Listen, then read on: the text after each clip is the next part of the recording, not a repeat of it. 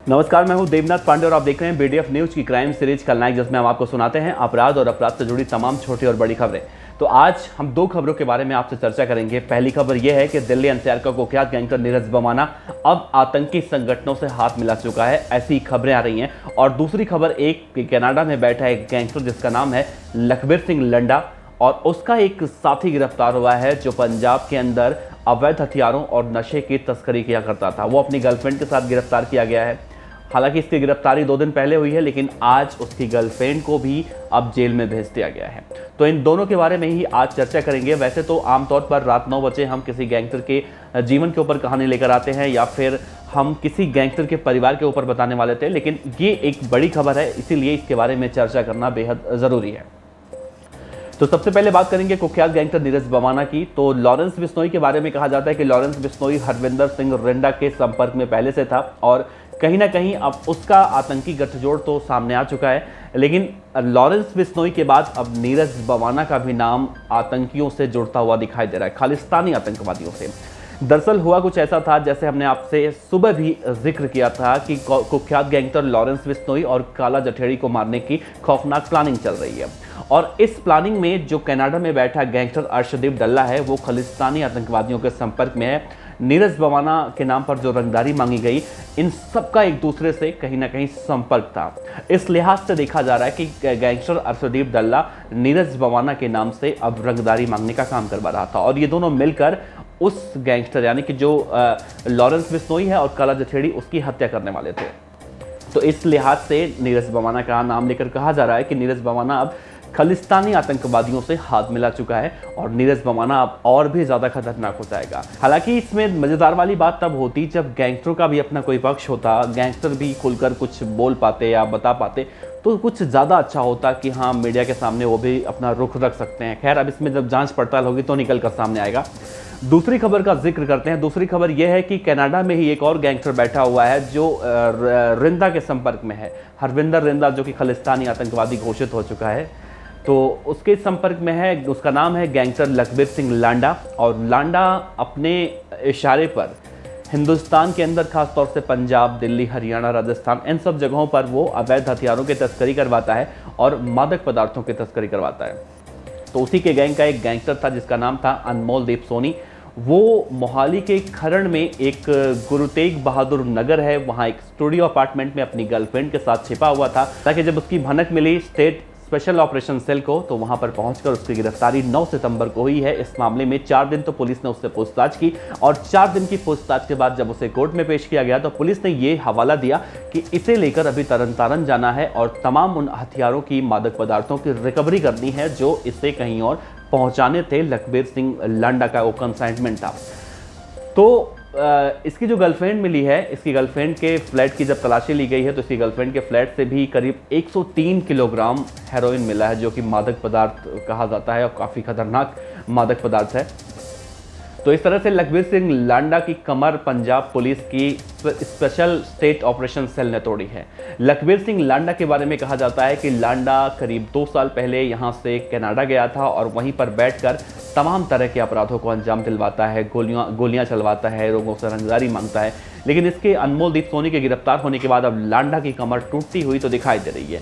लेकिन इन सब घटनाओं में एक बात और देखने वाली है कि अब से अगर 2 महीने आप पहले जाएंगे, 2-3 महीने, तो मई के महीने में पंजाब के मोहाली के खुफिया विभाग का जो मुख्यालय है उसके ऊपर रॉकेट ग्रेनेड से हमला किया गया था और पूरे मुख्यालय को उड़ाने की साजिश थी, और इसके पीछे गैंगस्टर लखबीर सिंह लांडा का नाम सामने आया था। और इसमें भी उसके जो गुर्गे हैं पंजाब के अंदर, उसमें 12 लोगों की गिरफ्तारियां हुई थी। हालांकि इस मामले में जांच चल ही रही थी कि अनमोलदीप सोनी भी गिरफ्तार हो गया है, और अनमोलदीप सोनी का भी उस मामले में भी नाम सामने आया है जब पंजाब के इंटेलिजेंस विंग में हमला किया गया था।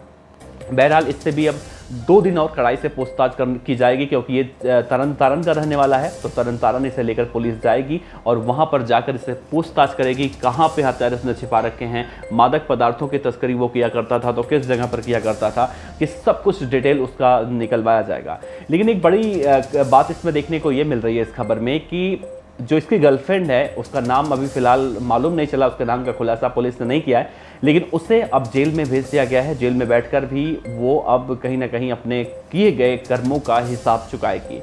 गैंगस्टर अनमोलदीप सोनी गैंगस्टर लखबीर सिंह लांडा का वो खास गुर्गा था जो उसके तमाम कंसाइनमेंट को, चाहे वो देश के किसी राज्यों में हो, उसे पूरा करने की कोशिश करता था, उसमें जुटा हुआ रहता था। हालांकि स्टेट ऑपरेशन सेल की टीम अभी इस मामले में कुछ भी कहने से बचती हुई दिखाई दे रही है। लेकिन इसी बीच एक खबर और देखने को मिल रही, जब आतंकी और गैंगस्टर के गठजोड़ की खबरें आती हैं तो आज के मौजूदा वक्त में जिस तरह से केंद्रीय गृह मंत्री अमित शाह भी अब इन गैंगस्टरों पर अपनी निगाहें गड़ाए हुए हैं, और यही सबसे बड़ी वजह है। ये कार्रवाई इसलिए हो रही है क्योंकि इन गैंगस्टरों का आतंकी गठजोड़ अब निकलकर सामने आ रहा है। नीरज बवाना जहां अब अर्शदीप डल्ला से हाथ मिला चुका है, वहीं लॉरेंस बिश्नोई का नाम कहीं ना कहीं इन मामलों में पहले भी आ चुका है कि आतंकी गतिविधियों में लॉरेंस बिश्नोई भी शामिल हो चुका है। हालांकि इसमें अभी तह तक जा पाना बहुत थोड़ा मुश्किल है जब तक कि कोई निष्कर्ष निकल कर नहीं आएगा। हालांकि ये बातें तो निकल कर सामने आती हैं, मीडिया रिपोर्ट में ये दावे किए जाते हैं कि लॉरेंस बिश्नोई हो या फिर नीरज बवाना हो या फिर जितने भी गैंगस्टर हो, इनके आतंकी गठजोड़ की खबरें हैं।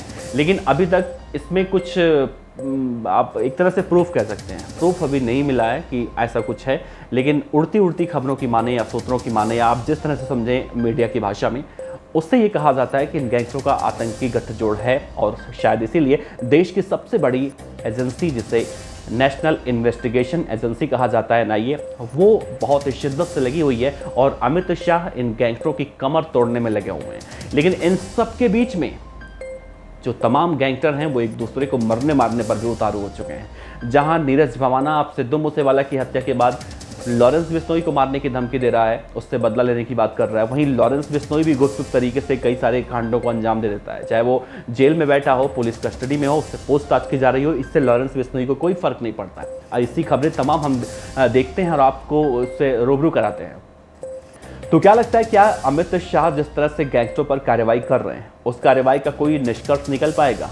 क्या ये गैंगस्टर इतने आसानी से सब कुछ मान जाएंगे? देखिए, जब से ये कार्रवाई शुरू हुई है 12 सितंबर 2022 यानी कि परसों से, जब से कार्रवाई शुरू हुई है, उसके बाद से ऐसी कई खबरें हमें देखने को मिली।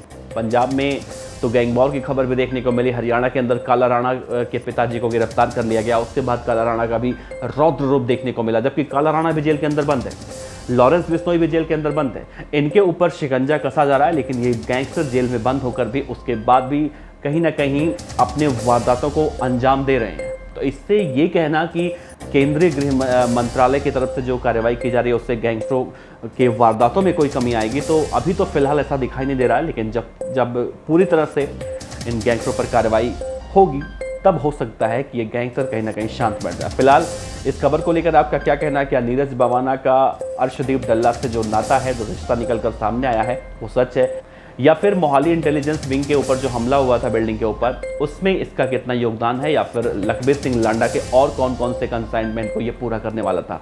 बहरहाल इस वीडियो में हम अपडेट आगे देंगे, कल सुबह या फिर जब इसमें अपडेट आएगी तो हम आपको जरूर साझा करेंगे।